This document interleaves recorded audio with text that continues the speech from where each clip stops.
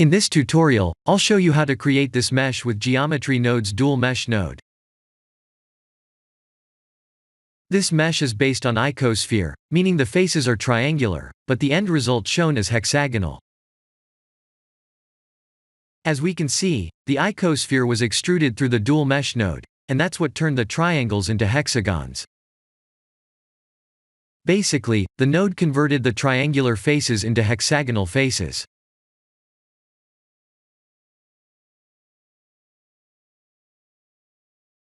If we turn off the random value node, the mesh would look like this.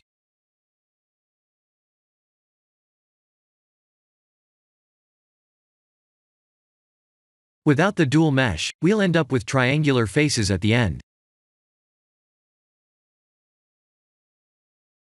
Please experiment with other mesh types to learn more about how the dual mesh node works.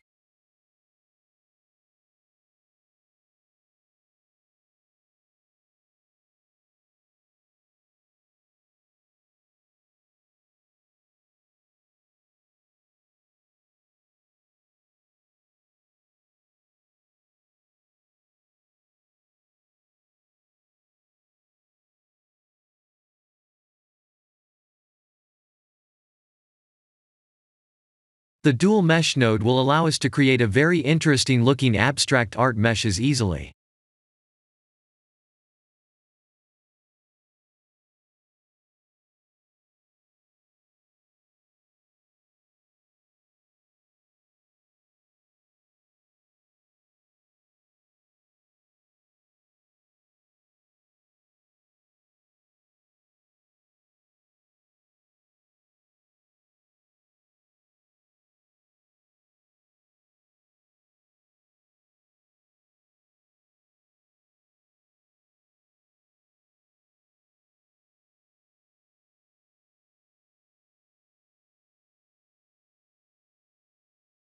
This is the end of the tutorial.